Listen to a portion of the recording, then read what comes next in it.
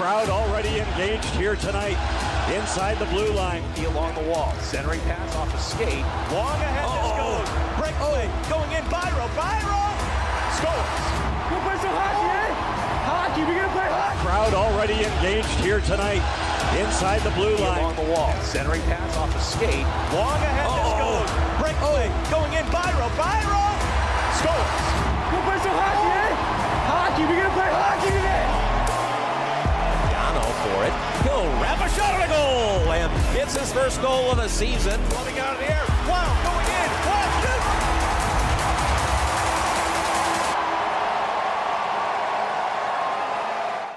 Welcome back to the Hockey Daily Reaction Show. Milan-Cortina presented to you by Fortune Tires. We just watched an insane amount of overtime hockey games, but we're going to get into the United States game to start off, a game that reminded me a lot of molasses.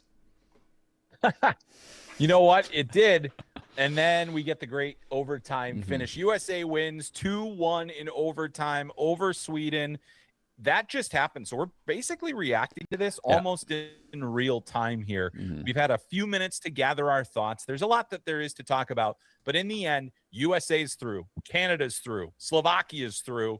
And Finland is through. And we have an absolute barn burner coming up. And we are still on track for the potential USA-Canada matchup in the gold medal game. But, Babs, it almost didn't happen. I mean, we were close. Let's talk about that USA game first. Yeah, because that's one that just happened. USA game, Sweden was able to be their kryptonite. As I had discussed that this would be probably the harder of the matchups for them to match up against, not to play against, but just in terms of lining up how you're going to run your team. And that's because Sweden makes it very hard for you to hit them, and they frustrate you in that sense. You have to play a little bit differently than you would most of the other countries. But what we saw was Sweden was there the whole time. Never stopped being there. The United States a little slower at points. Goaltending on both sides was excellent. However, Sweden with some opportunities they didn't capitalize. The United States not capitalizing, so we end up in another overtime situation. But just before that overtime, and we talked about this in our group chat at work, there's a thing called slew foot karma, where you slew foot your opponent and something bad happens to you. And Brady Tkachuk slew foots Rasmus Dahlin, and he smacks his head off the ice. Or his neck, we're not really sure, but it was a bad landing and a terribly, just not a hockey play. And then a minute later, Sweden scores. So that's what happens when you do stuff like that. The hockey gods will come back and put things right back in line for you. But then we go into overtime where Sweden has some of the strangest coaching decisions I have ever seen. I like them going for the face-off guy. Get your face-off guy out there like we saw the United States do. But when you've got guys who can speed around when there's open ice, you hit your speed guys, Chris. They didn't, but the United States also with some interesting lineup choices. It's like they didn't plan for this. Well, you know, in the end, I actually thought, you know, the first period was pretty even, and then the second period was a little bit more USA. The third period was more Sweden. It was kind of an even overall game, but I agree. I think there were some questionable lineup decisions, but USA, the one thing that they had that Sweden, you know, was basically trying to make Erik Karlsson be was the Quinn Hughes position, the guy that can do everything in any moment. He played 27 minutes and 31 seconds in the game. He played 2 minutes of the 3.5 that they played of overtime. You know, so it was just Quinn Hughes over the boards, 43 over the boards as many times as you could.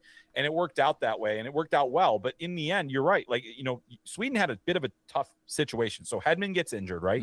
So he gets injured in warmups. Now in double IHF play, like let's say that happens in the NHL, you don't have to submit your lineup right away. You can have extra guys take warmups and different things like that. In double IHF play, you submit your lineup about an hour before the game or an hour and a half before the game. Once that's in, that's it. So Rasmus Andersson couldn't dress even to come in that situation. That's not how it works in double IHF play. So now you're short a defenseman. Erik Karlsson played 10 minutes of the first period.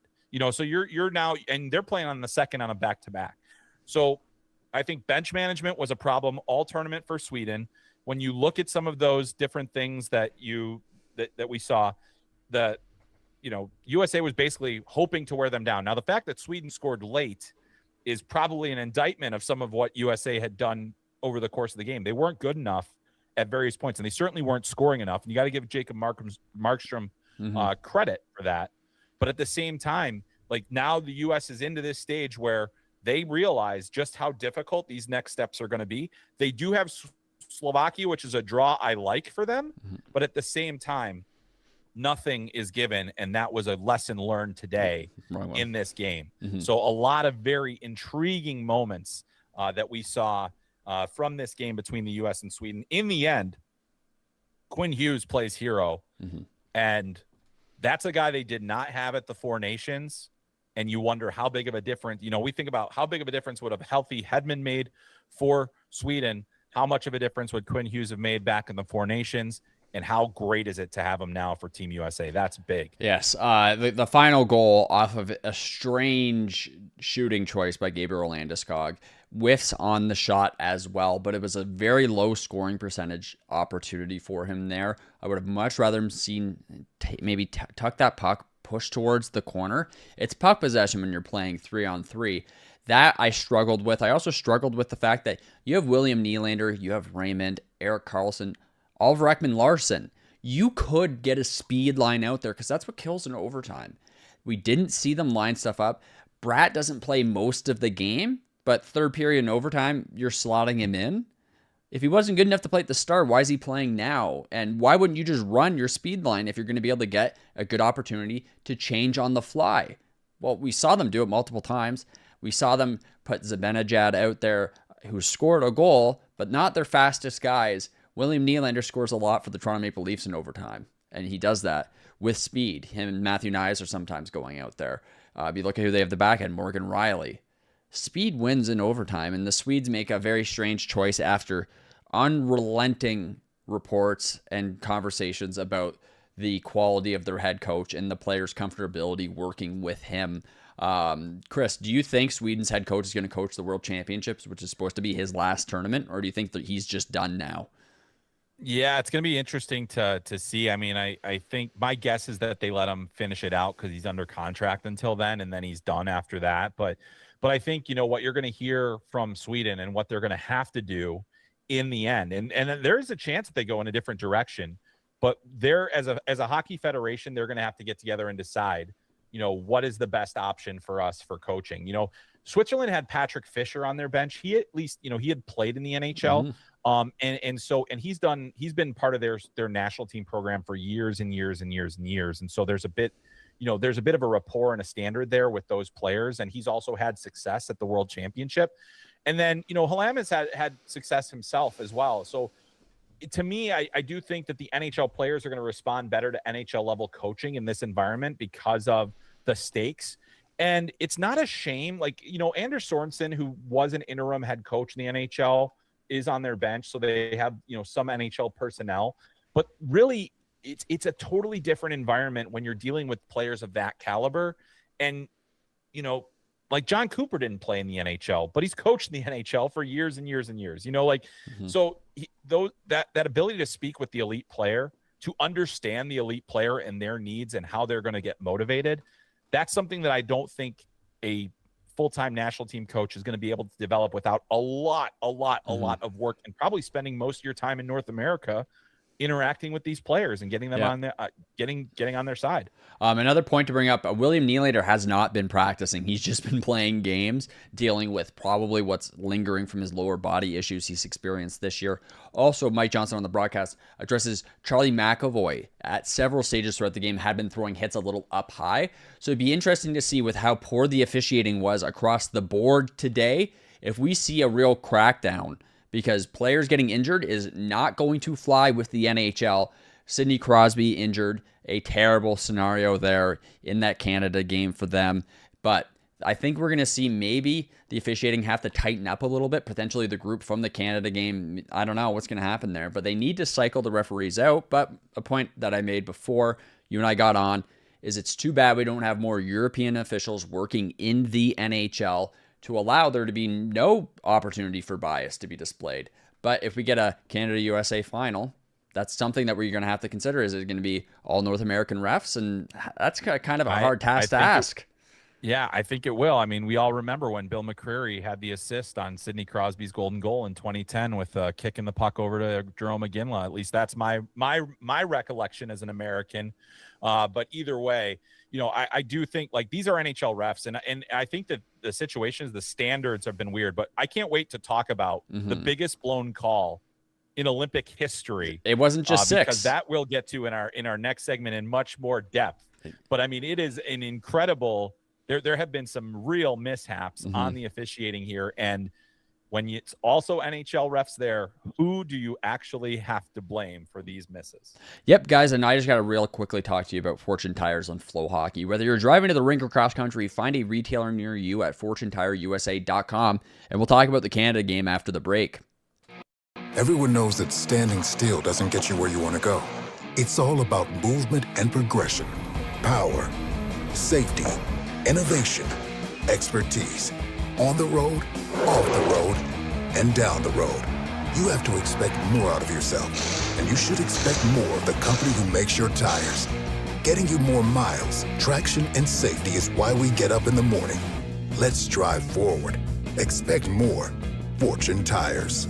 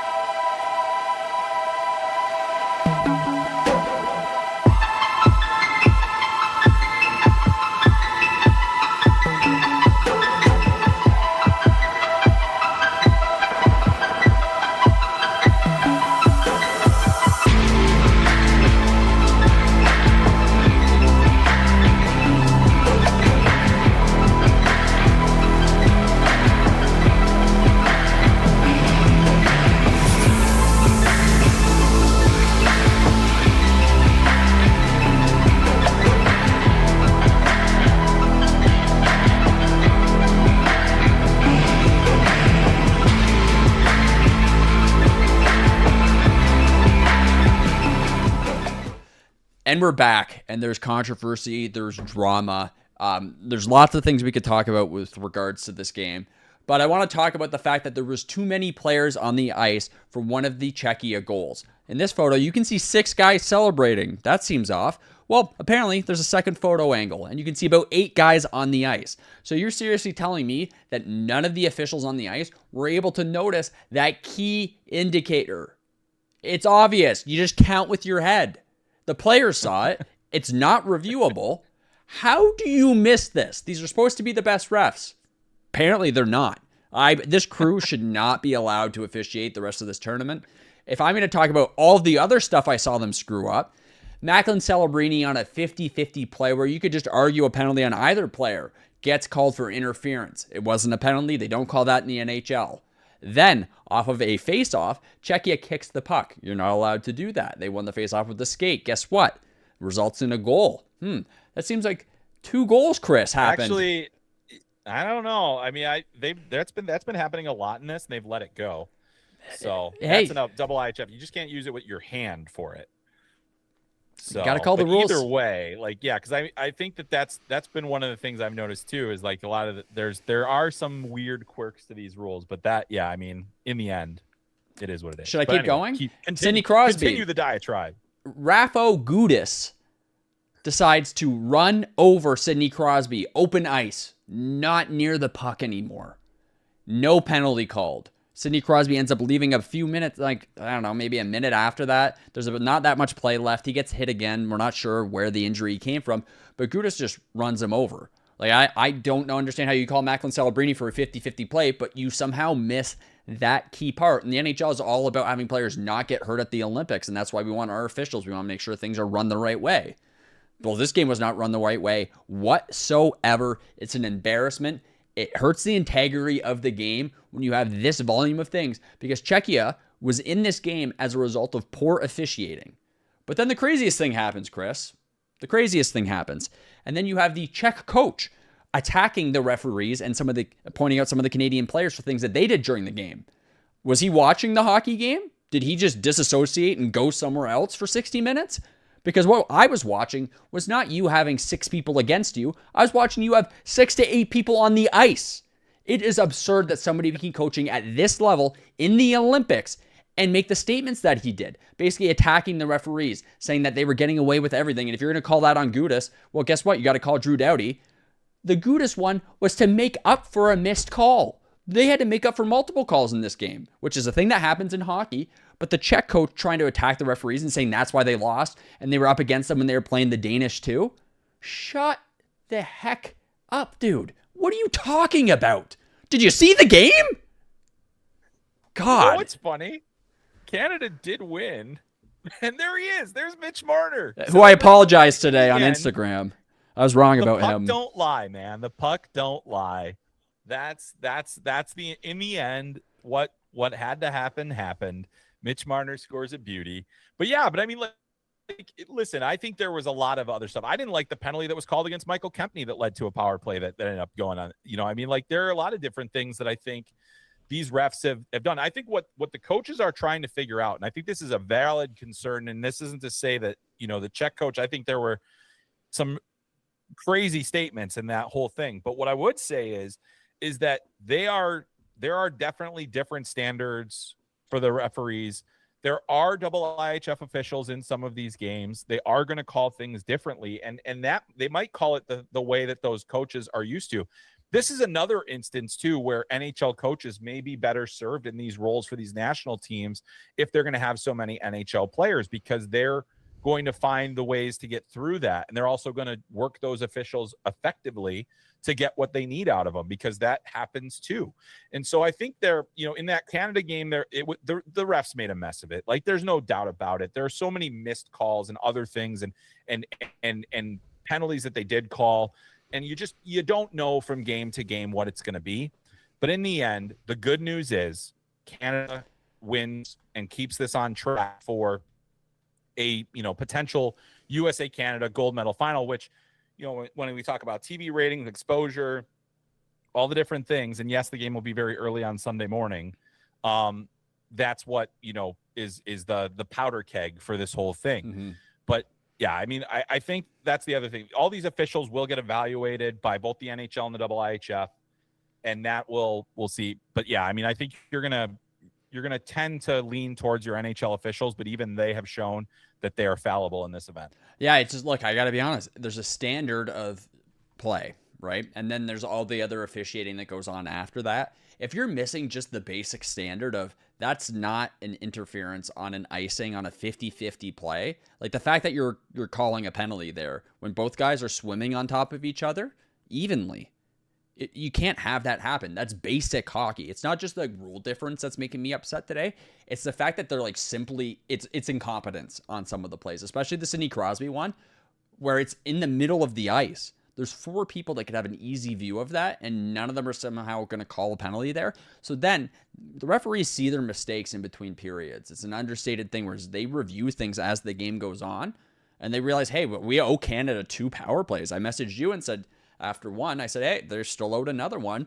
And so they even the game up, but they shouldn't have to even the game up that much. You can have a missed call because someone dove and you go, oh crap, well, we'll fix this. No, and when you're blowing calls back to back to back and you have to stack them up, of course the other coach might get upset eventually. But as someone watching the game, you can clearly see when it's a makeup call and you just know.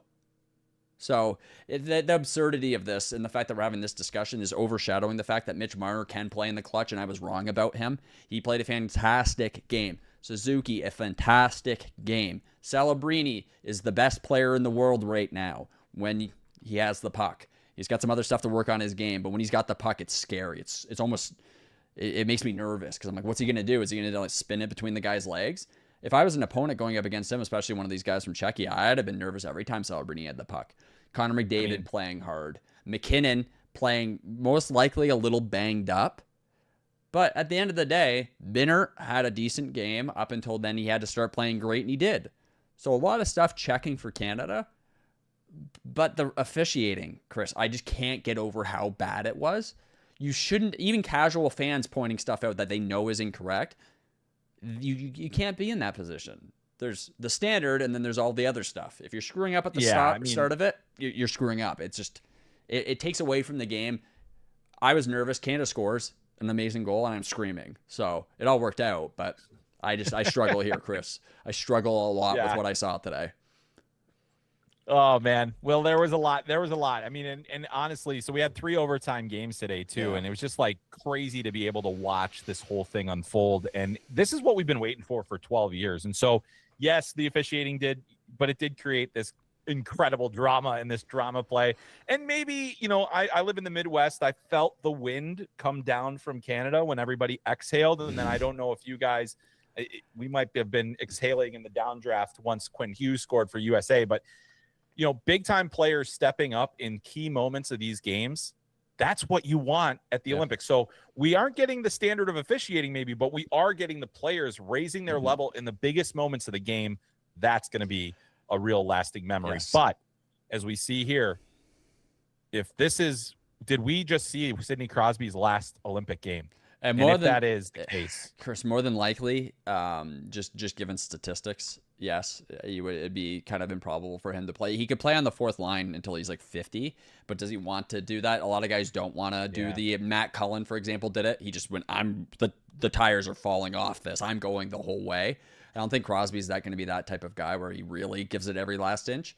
But Crosby coming off hurt, a serious blow to the Pittsburgh Penguins. We don't know what the cusp of the injury is yet, but a huge blow to the Penguins.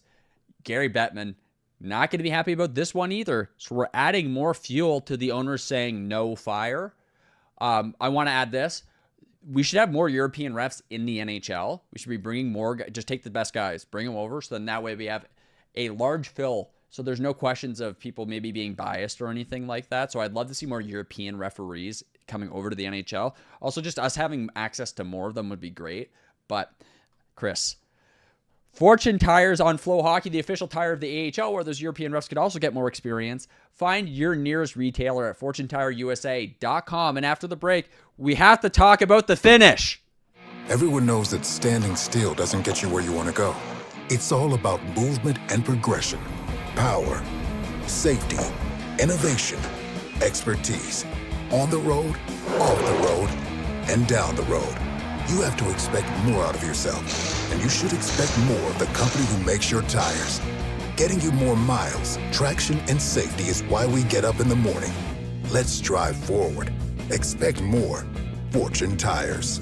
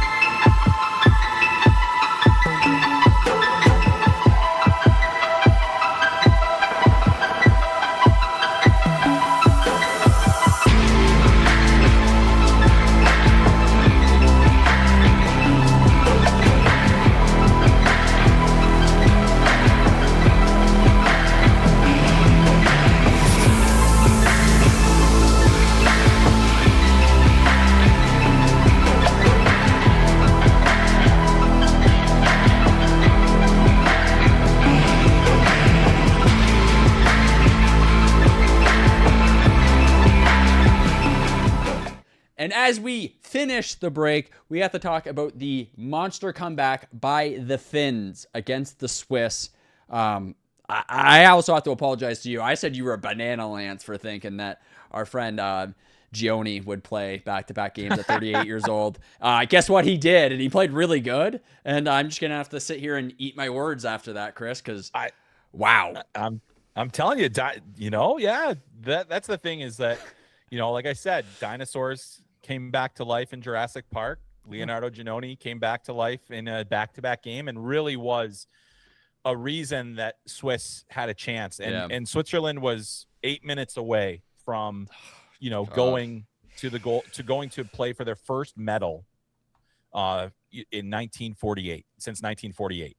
That's how they have been building and building and building at the World Championships. They've won multiple silver medals, never a gold. It has been so close. They lost in overtime to USA last year in the World Championship. So the close but no cigar thing is really difficult. If Kevin Fiala's in that game, maybe there's a huge difference because he can be that one-shot scorer that every team needs. But it was Finland who got the finishes at the end. They got the most important game.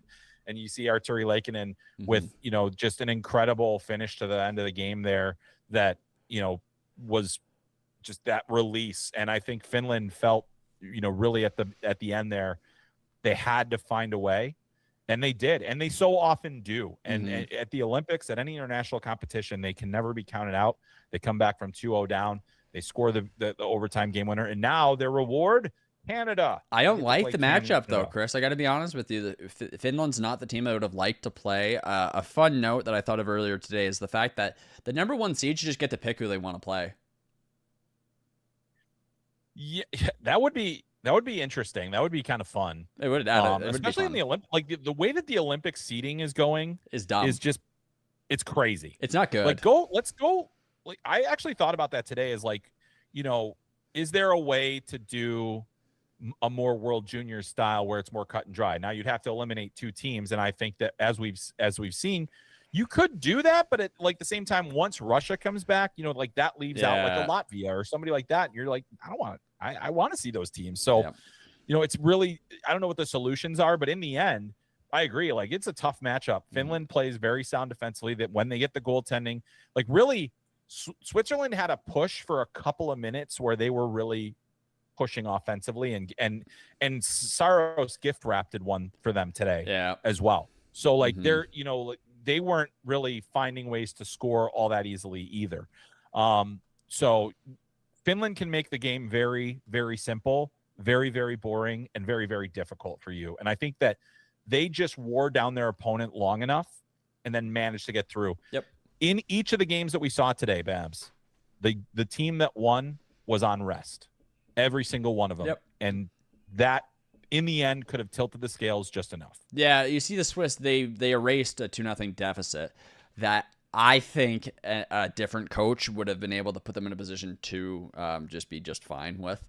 You have to hold the puck. You have to kill time. You got to be gritty. You can't have bad dumps. There's lots of stuff that they could have done there to just really just eat clock away and cycle the puck. Take offensive opportunities when they're going to lead to either a whistle or a really good rebound. Don't just bring the puck into the offensive zone. Take a shot. It goes back the other way. The Swiss really failed at that aspect of it. Leonardo Giannoni, unbelievable performance. They kind of left him out to dry. If you take a look at this situation here, overtime, you guys are going to get tired. The teams that didn't have the rest are going to be slower. We saw it through and through. But this is not how this game should have ended, given how hard this 38-year-old man played. I really think the Swiss could have put themselves in a much better position. And it kind of came down to strategy, Chris. A young coach on their bench too. It's not the same as some of these other teams where they've got these old vets. But a disappointing loss for Switzerland. I think probably 8 times out of 10 with that amount of time left in the game, they do pull off the win. Sad to see. I would have liked to see the Swiss and Slovaks make it to the semifinals. I think it would have been a fun wrinkle for things. Also, the matchups would have changed. So, Yeah, you definitely would have preferred Canada play Switzerland in that game, and that's what the matchup would have been. And you look back and I think if you are Team Switzerland, you left it all out there, like you really did. I mean, the ice time for some of these guys: Nico Hischier at 22:37, JJ Moser 23 minutes, Roman Josi, oddly enough, only 20:37, which seems low for him.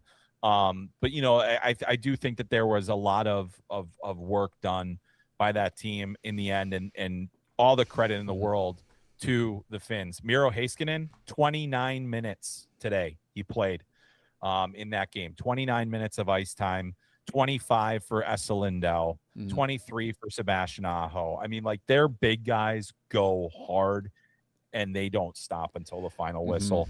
And it was only a matter of time. It felt like, the Swiss, again, I just feel bad because they've been such a great team and building such a great national program. And they've actually struggled at some of the younger levels. So they're kind of in their golden age right now. This may be one of the best teams they could have put on the ice in this, generation of players.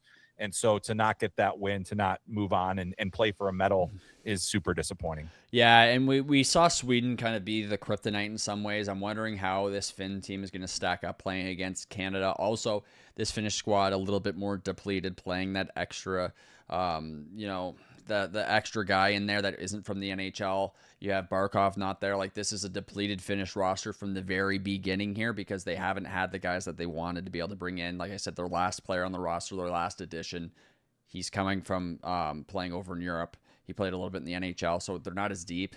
Canada, on the other hand, is very deep. I think we're going to see some lineup changes for Canada as well, with Crosby more than likely not being available. We'll see Sam Bennett draw in for them. But could that be a really good potential, Canada maybe go a bit more heavy on those bottom two lines? Can they bang around a little bit with Finland? Could that just be the answer of having the trouble line? Wilson, Marchand, and Sam Bennett out there, could that cause a lot of trouble for the Finns? That might be an opportunity for John Cooper to really play some matchups. And Canada, because they won, number one seed, has last change. So it really does fall down to coaching in a lot of ways. One of the other things that the United States used to their advantage in their game against Sweden was getting those matchups set up.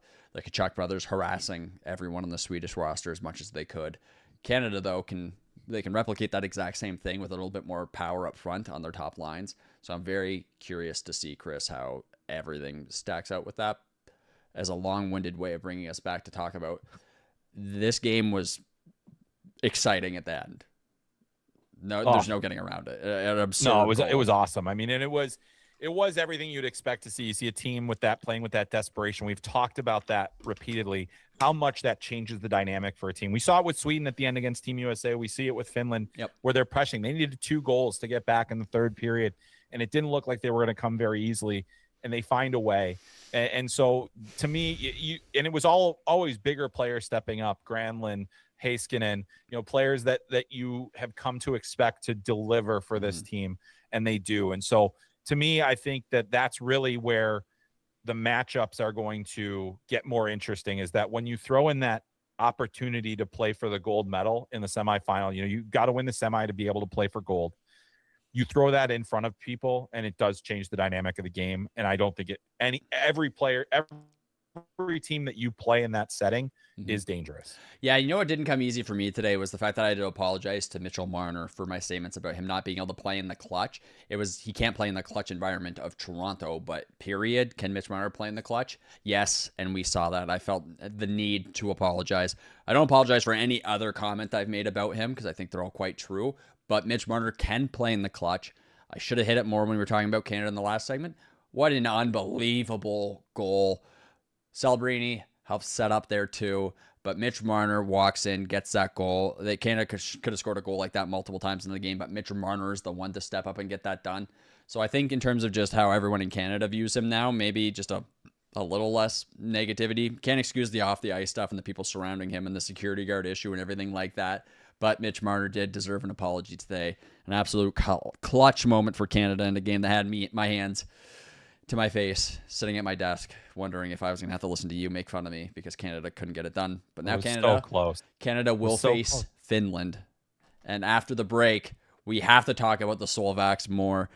Fortune Tires, guys, the official tire of the AHL, built for every drive, every season. Find yours at FortuneTireUSA.com. And right after this break, we talk about one of the other games that was just not close. Everyone knows that standing still doesn't get you where you want to go. It's all about movement and progression, power, safety, innovation, expertise. On the road, off the road, and down the road. You have to expect more out of yourself, and you should expect more of the company who makes your tires. Getting you more miles, traction, and safety is why we get up in the morning. Let's drive forward. Expect more. Fortune Tires.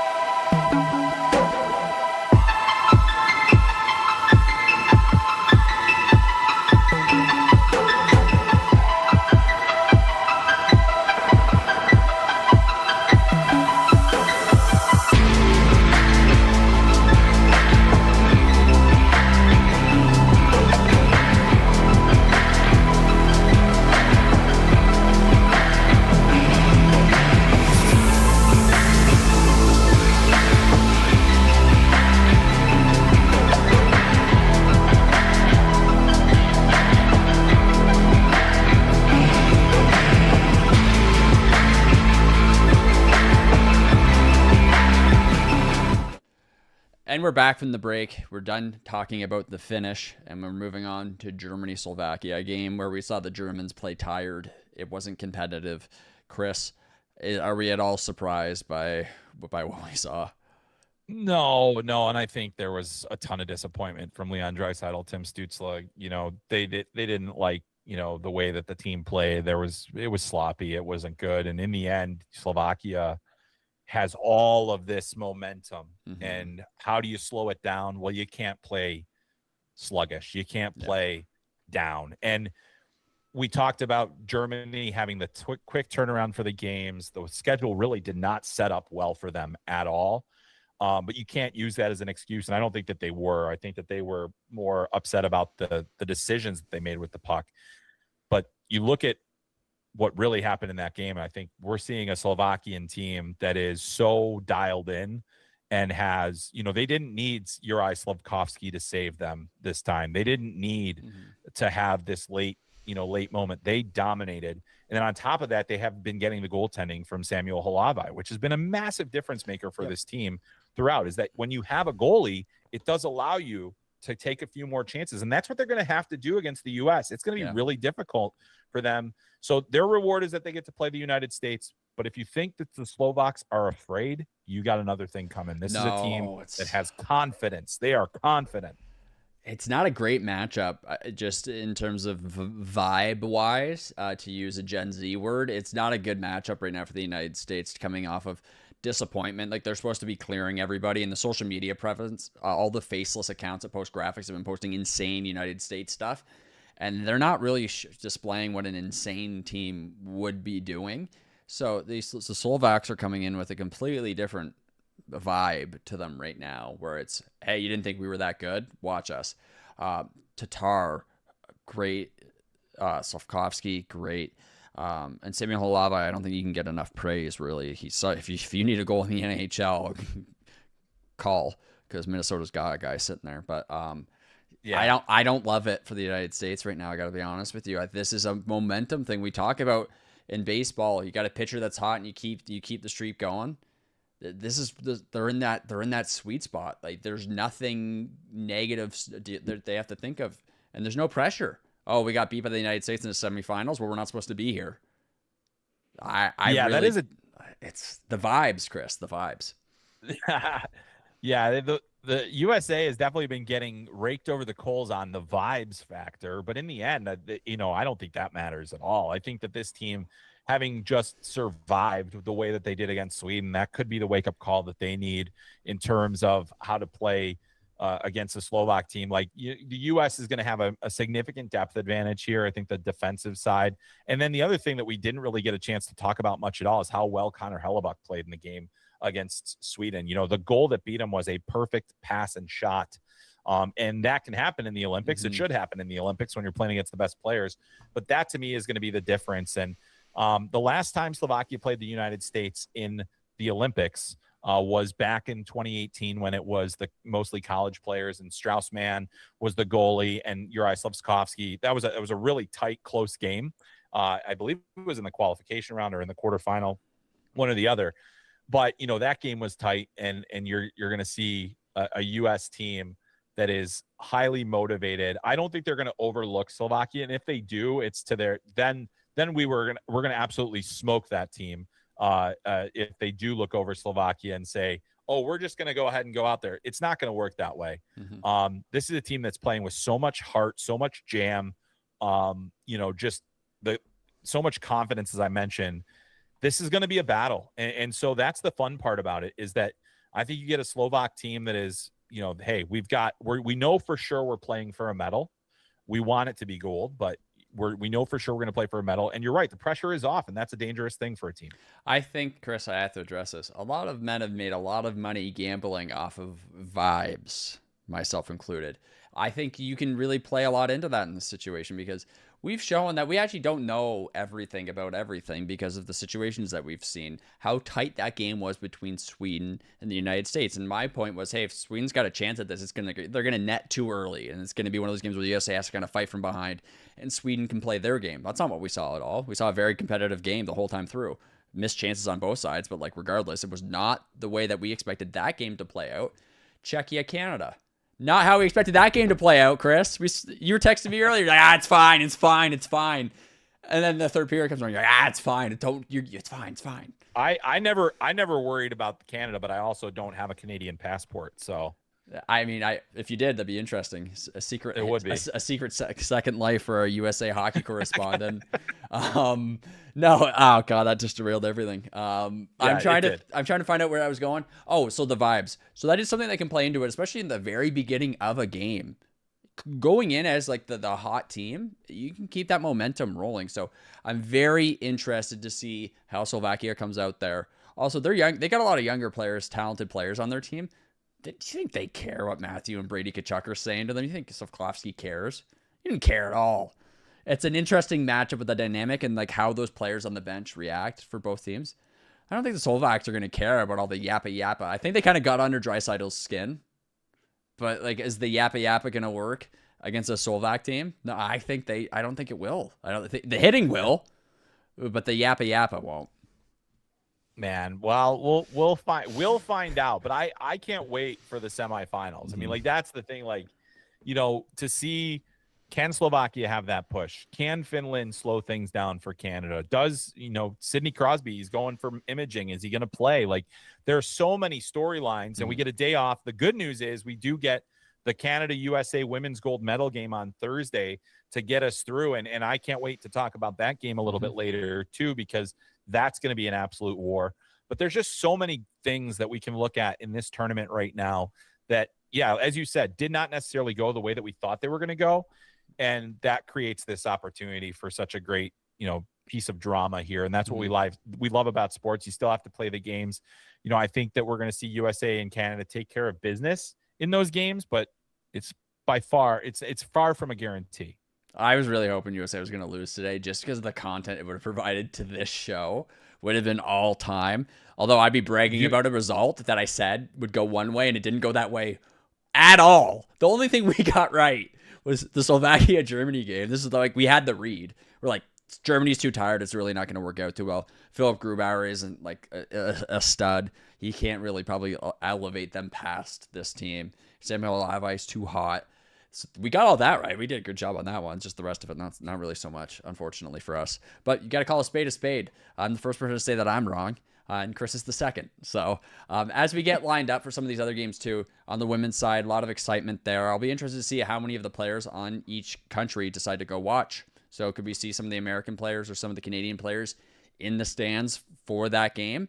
And also Seth Jarvis's best friend, Cassidy Gray, is she going to be in attendance? There's lots going on with the games.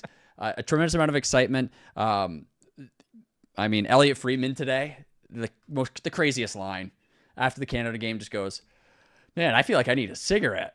And I'm sitting there going, "Did you just say that?"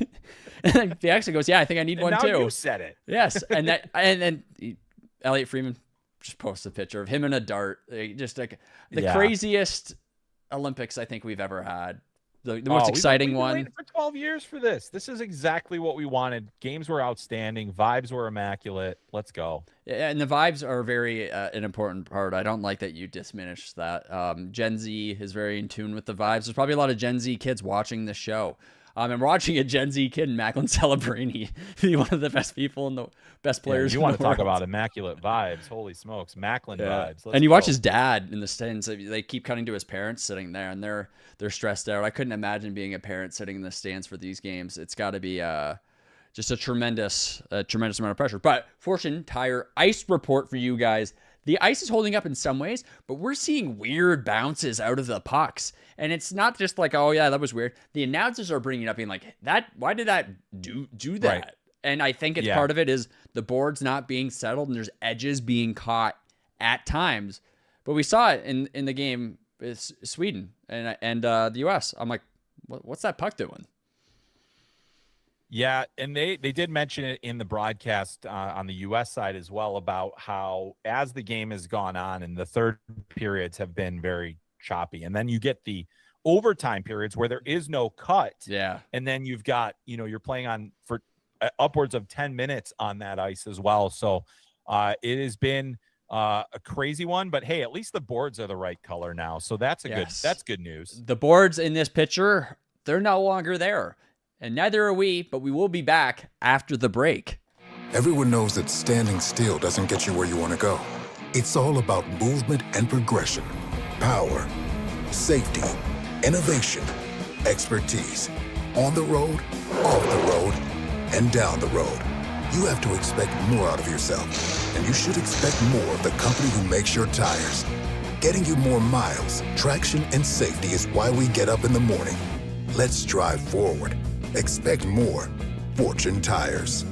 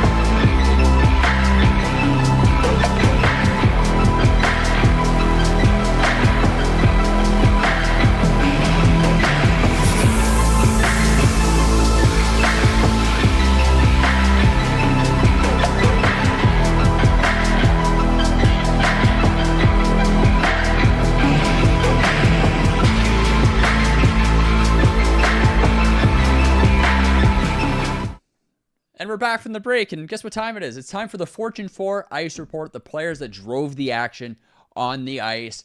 Mitch Marner, number 1, my selection. Mitch played great, clutch in the overtime. People in Toronto, the fans, need to apologize to Mitch. He can play in the clutch.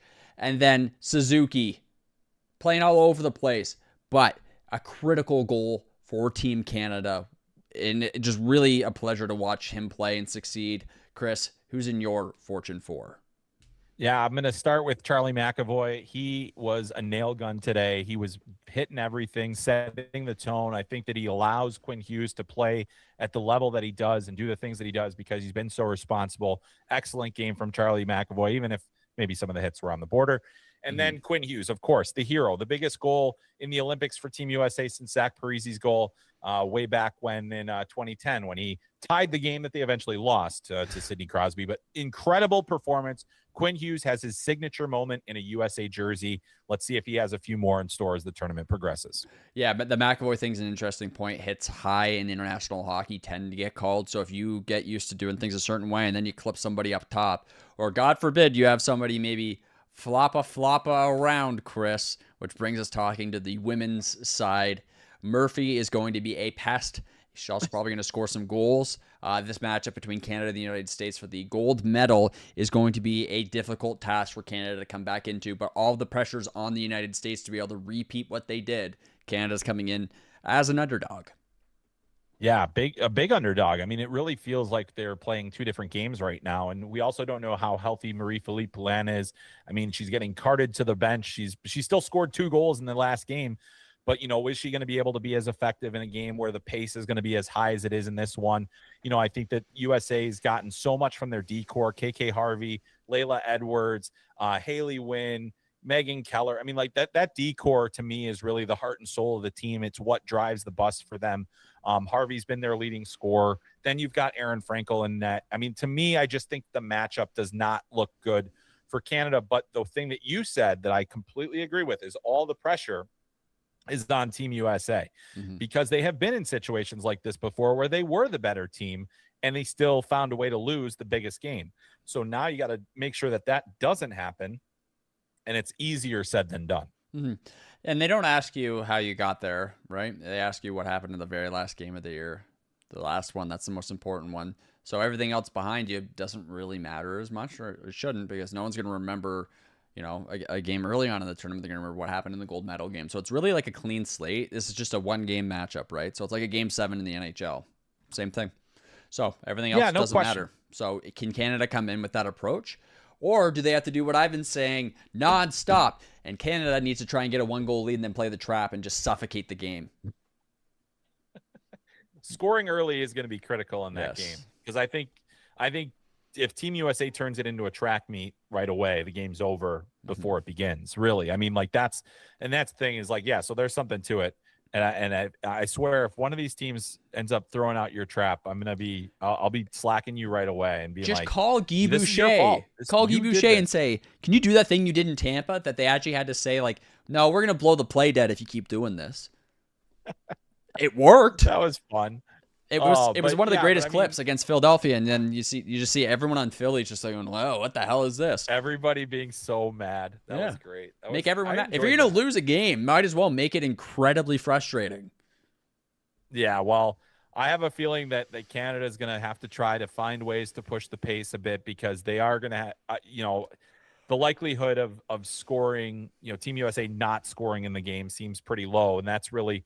It puts the pressure on Anne-Renee Desbiens or Emerence Mashmare, whoever they end up playing. We don't know exactly who's going to be the starter for Canada in that game. USA has got their lineup all set and locked in. So, it's going to be a fascinating game between two of the best teams in the world and also one of the greatest rivalries. And what does that emotion play into the game? What is that fire that comes out of that game? Because we've seen when Canada plays with that underdog mentality, they do have a little bit that dog on bone kind of situation too, where they're so much tougher to play against. So very, very intriguing matchup between two of the best. Yeah, and we're hoping the refs put the whistles away too. Like they got to let them hit a little bit. Like it's kind of one of those annoyance things where like, yes, some of the other countries, it's an unfair advantage to give them. Like, can we just try and play this a little bit like the PW where, yeah, no open ice hits, but like if you're at the boards, like, you know, you can find out what those feel like. I think that would be a really good situation for us to be in, just to get a bit more of an exciting game. We don't want to see constant penalties being called on both sides, and just it slows it down, and it's also just it's not fun to just watch power plays back and forth. We want to have some good 5-on-5 hockey. So I'm optimistic in the sense that Canada can be the spoiler, and it's probably a fun position for them to be in going into this game, knowing that the pressure is a little bit off. But the pressure of your country then it just kind of replaces that instead, right, Chris? So it's not so much that they're going in with zero pressure. It's just the way that the pressure has been changed. And the United States could get overconfident. We've seen them do it before. But like I said, it doesn't really matter. It's who wins the last game. Doesn't matter if you lost 5-0. Who's still talking about that 5-0 loss? Not me. Yeah, no question about it. And one note for everybody: tomorrow's show, it'll be an hour earlier than it has been because the gold medal game will be at 12:10. We'll be on at 5:30 Eastern on this show, on the Hockey Daily Reaction show. So make sure you tune in a little bit earlier. We'll be obviously recapping the gold medal game and previewing the semifinal games on top of it. So we've got so much more coming on this program. It's been tons of fun to do it with you, Babs, and we just had one of the most fun possible days you could have as a hockey fan. And make sure you check out some Fortune Tires, the presenting sponsor of this show, each and every single time, and an hour earlier tomorrow. We will see you guys, but that'll wrap us up for today after just, almost too much excitement. Crowd already engaged here tonight inside the blue line. Along the wall. Centering pass off a skate. Long. Scores. We'll play some hockey, eh? Hockey, we're gonna play hockey today! Yano for it. He'll wrap a shot on a goal, and it's his first goal of the season. Floating out of the air. Wow, going in. One, two.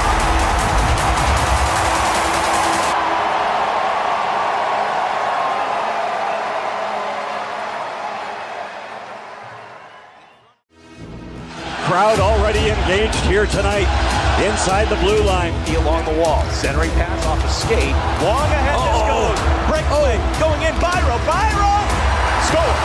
We'll play some hockey, eh? Hockey, we're gonna play hockey today! Yano for it. He'll wrap a shot on a goal, and it's his first goal of the season. Floating out of the air. Wow, going in. One, two.